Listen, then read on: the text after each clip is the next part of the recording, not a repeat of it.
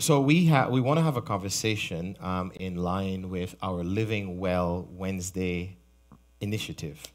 And Living Well Wednesday is just part of the theme that the Lord has given us for the church for this year, walking out a new normal by living right and living well. And so this month we have, as an emphasis, sugar, reducing our sugar intake. That's the primary goal. And maybe for some people are ready to cut it out. You know, I was talking to Sister Michelle, and she was willing. I think you were willing to almost go cold turkey to cut it out. At least she felt challenged that way. Did you try to cut it out? I have. Oh, you have cut it out. Oh, okay. So how do you find it? It's fine right now. You have to use your mic. It's fine right now, but I had a question. Okay. So as sugar, I sometimes you hear that sugar is like an addiction, right? So my problem is that if I do have like something sweet, then I'm off the wagon. Like you know how you cannot have that drink of alcohol, but even if I have a little bit of sugar, like I'll have like a donut, then I'm off the wagon. Then I'm sad and depressed because I want more. So now that I'm off of it, I'm fine. But I find if I slip, I'm not. So then are you saying that you lose motivation to continue? So if you slip up and have something sweet, it's not motivation. It's like my body. Taste buds, It's yes. like my body is like. so you want more. Yeah, Okay. exactly. How does she do that? So that's your taste buds, right? Crying for it. That's why a lot of people would not go cold turkey. You could still try it, but a lot of people would do the reduce, like the reduction, so that after a while, your body becomes accustomed to not having it. Oh. So if you take a teaspoon of sugar in your tea, you would throw it away That's right. because after a while, it just don't taste right. You bite into the donut, you say, too sweet, you throw it out. Because what you would have done is make your taste buds now accustomed to the new normal. So the new normal now would be less sugar. So if you used to have a teaspoon, now you're having half a teaspoon in your tea or in your juice.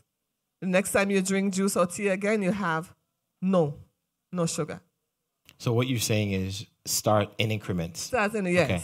So it's little at a time. So maybe if somebody is having, so maybe somebody can have their teas without sugar, but maybe if they're having a juice or something, that might be fine. No, we have everything like that. So if you're having your tea okay. without, have your juice without, cut down on your carbs. So do everything at the same time. So Because but they hang don't on. want to be sweet, like have something sweet that's too sweet. But then isn't that okay? So because if you have the juice, the regular juice has sugar. So but you can control the sugar in the tea, for example. Right. So what if you don't put sugar in your tea, but then if you have half a glass of juice compared to a full glass? Right. So what you do is you pour half a glass and Okay. then you top it up with water. Okay. So you reduce your sugar intake. Okay. Yes. So some people are like that. They can't do cold turkey. When you do it, it makes you want to have, because you had some sugar, it makes you want to have it because your taste buds has not yet adapted to that. So if you do it incrementally, it does help. So try that way and we'll see next week. Sure. Yeah, try it. Because I stopped. Oh, so you went cold turkey I again? went cold turkey already. But that's fine. So if you're okay now, But I'm afraid that if I eat something sweet, then I'll be off. you don't have to though. You don't have to. You could just change your diet. It's But up if to if you've gone cold turkey, that means you're giving up on sugar. So you shouldn't even eat anything sweet. yeah. No, but That means that you have said goodbye to cake. Yeah. So do your fruits. And Do your fruits. yeah, I do. Do your eat natural oranges stuff. and stuff, yes. And don't worry about it. I won't worry about it because you don't have to have it. You don't have to have donuts. I You do don't- feel you the know? need to say that that's Sister Michelle. Okay, nobody should feel obligated to go cold turkey. My birthday is coming. There'll be cake. So Pastor but- would not be going cold turkey. Absolutely but it works for not. her. So but that's what I'm saying. The fact that it works for you. But in all seriousness, if you do decide to do it, if she decides to try something, maybe a little bit instead of yes, try yes. slowly. So yes. don't But I mean, okay, that's wow, that's interesting. Sister Doxin was saying something earlier about what she did. Yeah. I don't know if she wanted.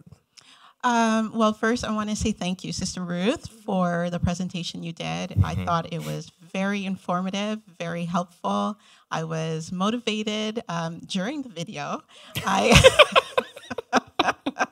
I actually grabbed, literally, when you started talking about water, I literally walked to the kitchen, grabbed one of my mason jars, filled it up with water from the tap, and started gobbling it down until I finished the whole thing. So thank you so much for that. I guess one question that I do have is in regards to children and sugar intake. One thing that I've noticed, I know a lot of parents who say, I'm not giving any sugar to my children at all. And I've seen those children grow up and become complete sugar addicts. Like the moment there's sugar, they want sugar. And it's just constant, constant, constant. My approach is a little different. My approach is, okay, you obviously have a craving for sugar. I'm going to give you a little bit. And I do it in like increments, let's call it like that. But I don't say no completely to sugar. What are your thoughts on that? Do you think that saying no to sugar is later going to have a consequence on the child's health? Or do you think that giving your child a little bit of sugar in increments is actually healthy? Another reason why I'm asking this is because I've noticed that sometimes when you don't have sugar at all and you suddenly have like something very sweet, your body, because you've never given your body sugar, your body may respond in a negative way because you never usually give your body sugar. Whereas if your body is used to having little increments of sugar, your body naturally kind of, oh, I'm familiar with this, I'm okay with this. So do you think there's an issue with that if you just say no sugar at all? Yes, there's an issue if you say no sugar at all, because your body does need sugar. The problem is, or the challenge is, that you have sugar coming from other sources. Okay. It's not just sugar itself or glucose itself. It is carbohydrates, starches, as we call them. So these starches, they break down into sugar. So if you're having a lot of carbs, you're already having sugar. You don't have to worry about it. You don't want the body to not have sugar because sugar is one of the things that drives your energy in the cells that you need for your brain to function well. So you need to have it in certain amounts that will keep you healthy, not allow the body to be fighting to get rid of the sugar because it's too much in the blood. So you keep a level that is maintained and that is healthy for your body. But only you would know. For a child, though, I would not add sugar because they would have the carbohydrate, the starchy snacks and stuff. Yeah. But I would not add sugar to the drinks or add sugar to the juice. Okay. You know what I mean? I would just give them whatever, because when I look at like the children's drinks, the babies' stuff, formulas and so on, they have less sugar. Yeah. So what I would do, I would give them the formulas, give them what they have, but when I'm mixing stuff, I would not add sugar to it. Okay. You know? Okay. So they could have a sweet snack, it's not a problem. But I would not give them 5 sweet snacks.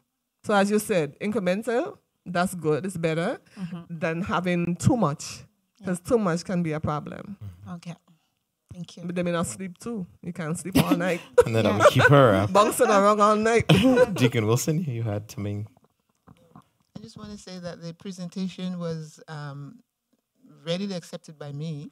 I am not a sugar person. You know, I've taken a lot of things without sugar.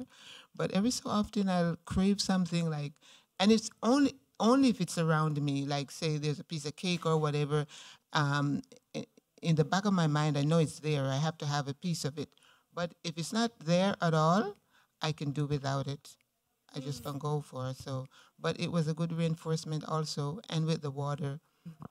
Sister Daxine just talked about the water there. That is something I do constantly at night. It's at my bedside, and I just get up in the morning. The first thing I do is drink warm water or something. Is that sorry, finish what you're saying.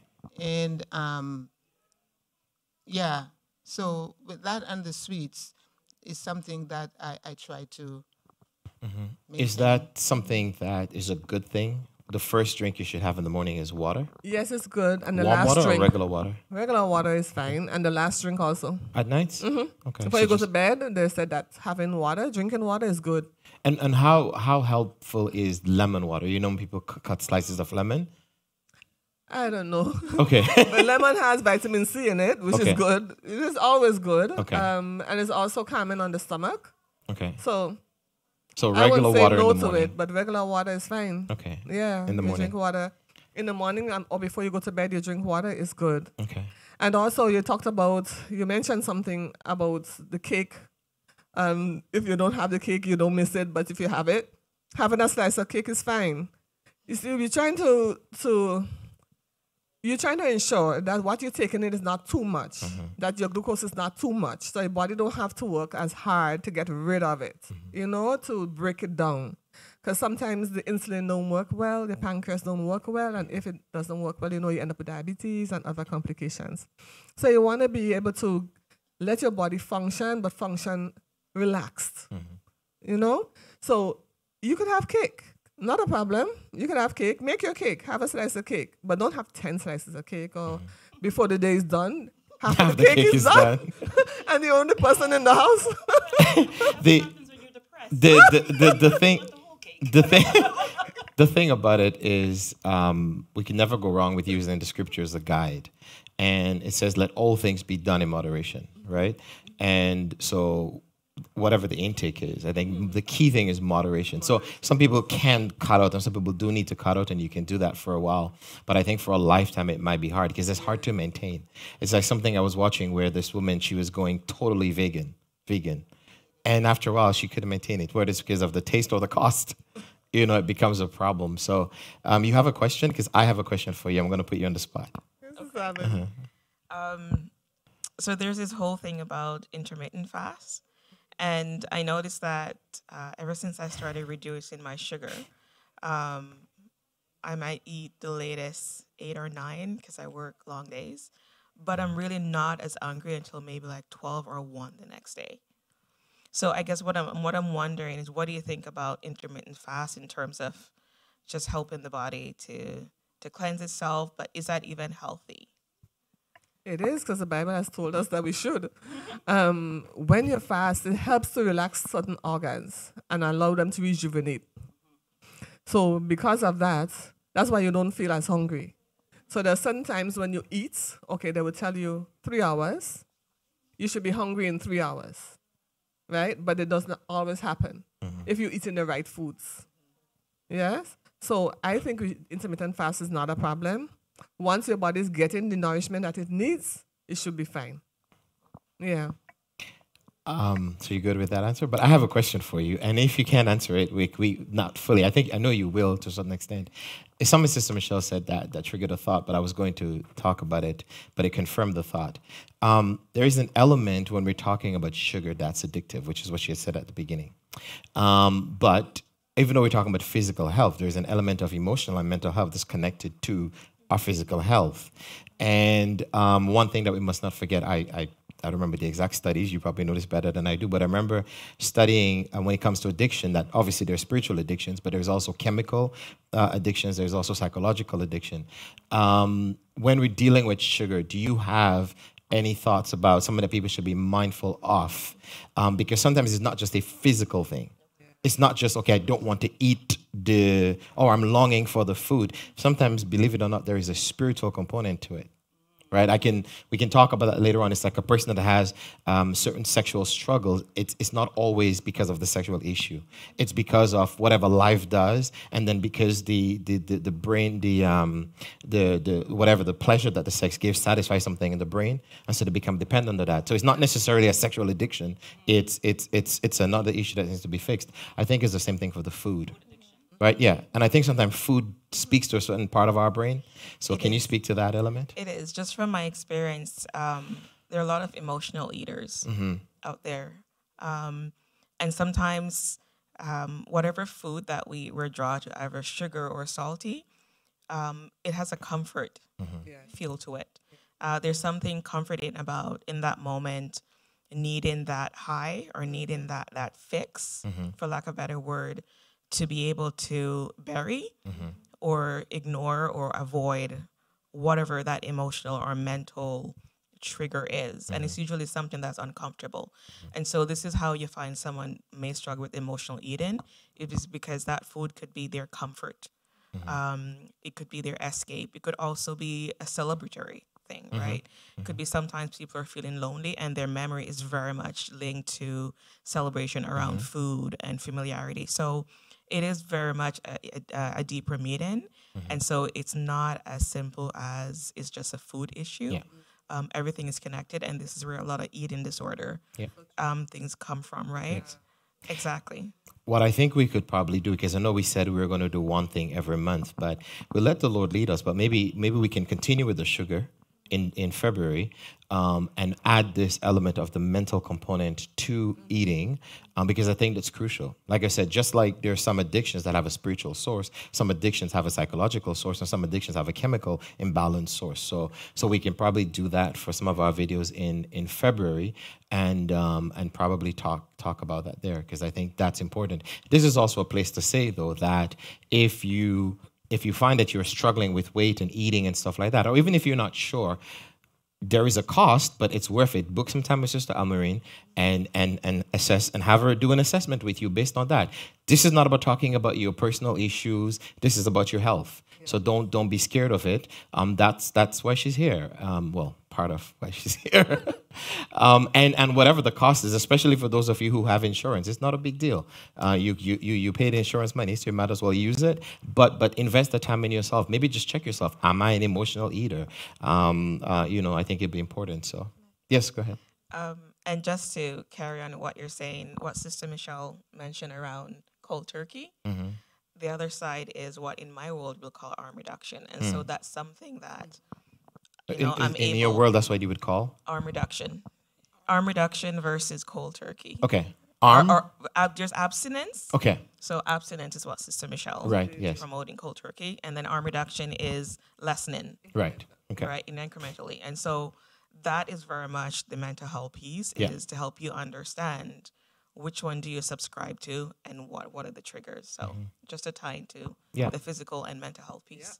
And there are people that the Lord has sent. If He sent you guys here, maximize the resources so you can be completely healthy and whole and have a living right and living well kind of year. So was that the major questions? We didn't want the videos to be too long, but I just want to kind of trigger the interest. I think we're going to do this again in February, but we'll try to add the mental health component to it. Thank you, Sister Michelle, for inspiring our February segment. Yeah, thank you so much. So I would encourage all of us, though, that we continue to do it. Continue to look at the sugar intake. Continue to look at your starch intake. And remember, you don't have to cut everything out. You're not going to ever eat a piece of cake or you're going to never eat a piece of chocolate. It's just that you want to cut down and reduce on the amount you're taking in, how much you're taking in. So being a Methodist, practically speaking, okay, if you were to say to people, because there are some people that are like, okay, I heard all of this. Okay, what am I taking away? Right? I don't want to re-listen to it. What am I taking away? So we're challenging people to reduce their sugar intake. One of the things you're saying is drink more water. Drink more water. Okay, that's number one. I think you also said sleep better. Yes. Make sure you sleep well. So sleep well. So that means, what does that mean? Go to bed. Go to bed at a good hour. Okay. A godly hour, not an ungodly hour. So at a good hour. That's sometime between 9 and 11, I would imagine. No, you should go before that. Before 9? Between 8 and 9. Yeah. Yeah, you should go between 8 and 9. No, that's Sister, what Auntie Ruth. you would love to have. Yes, because Wednesday discipleship session, Yeah, but some people, you have to go later because you work later. Right, yeah. But you try to get at least what? Is it 7 hours? Yeah, because the nurse is asking us. No, because some people say, okay, 7 hours good for me. Some right. people say I see what you're hours saying. is good for me. So the number of hours that is good for you, I know 4 hours is not good. I know 5 is not good. Okay. Anything more than that, you sleep, try and get a good sleep. And not sleep where you're waking up all the time during the night. And then how does a person determine what is good sleep? So when you wake up, how do you know you had good sleep? Real quick. You feel rested. Okay, you feel rested. Yes. Okay. So you feel it in your body. You don't feel like, oh, I need to go back to bed. You feel like you want to wake up. Yes. Okay. It's time So to somebody wake up. So somebody might need to try this out, like 1 week, one time, Yes. do 6 hours, Yes. 8 hours, you know, to see what would work for you. Or if you're Okay. getting up and you find in the morning you're still tired, try another hour. Okay. Add another hour The to your next day sleep. So sort of try either going to bed earlier or staying later if you can. Because I know some people with the hours that it's hard for Yeah. working hours. So, But try. okay, so the first thing we said was So drink water, rest well, sleep well, and Yes. preferably nighttime sleep. Yes. Okay, so somewhere between 8 and 5 a.m. in the morning. Yeah. It's a good plan. Okay. And then reduce the sugar intake. Now, some Yeah. people can just cut it off. Yeah. But we're saying reduce it. Read your labels. Okay. Choose well for your breakfast meals. Avoid too much sugar in the morning. Don't add too much sugar to your tea. Start reducing the amount of sugars you're adding. And after a while, it will be fine. Then look at your cereals. If they Okay. have too much sugar in it, try changing your cereals. Try having something like eggs. Try doing, maybe a salad. Mix it up. Not too much starch. And then the next thing you said was to add some physical exercise. Yes. Now, I think you said 30 minutes a week. Yeah. Okay. It was No, 90 minutes a week. 30 minutes per session. Okay. 90 minutes per week. 90 minutes per week. minimum. 90 minutes. Okay, but here's the Yeah. thing. Minimum. Can we do like 15, so there are 5 days a week? So 15 minutes a day, that gives us what? I don't know if it's going to be that effective. No, I'm going to leave that one to Curtis, though. That's true. Yeah. Okay, so Yeah, at least but I'll leave that at least to- 30 minutes physical exercise. Okay. Sorry. I don't think you'd get anything out of 15 minutes. For me, I do exercise 3 days a week, and it's like an hour each. Okay. And when I'm done, I feel like I've been worked Okay. out and stuff like that. So 3 times a week, at least 30 minutes exercise. And that doesn't have to mean going to a gym necessarily. No. It could That mean be on your floor. In on your room. floor, yeah, just taking a 30 minutes walk sort of thing. Okay. Or a walk, yeah. So these are the practical things that we want you to do. Drink lots of water, get good sleep. What was the other thing? Exercise. No, there's a fourth thing, no? And reduce the sugar yes, the intake. sugar All right, intake. that's what we're doing. Get on board with us, and yeah, we'll do another video in February. It's usually the second and fourth Wednesdays? No, the first and third. First and third Wednesdays we dedicate the time. So watch for our next video. If you like this one, tell us. What is it again, Kaylin? Click on the thingy. If you like the video, hit the like button. If you're not subscribed to our channel, please do that. But here's another thing that you could do. If you have a question, I found out the other day how to read the comments that people post. So if you have a question, post it on there. I know, I should have probably known that. But anyway, post it on there, and that would be good. I think we could also share too with our friends. Absolutely. Share it with your friends. Absolutely. All right, we're good. Thank you, guys. Thank you, ladies. Thank you. It's my hope that we'll keep the revolution on. Next panel, we hope to have another guy or two. Thank you, guys.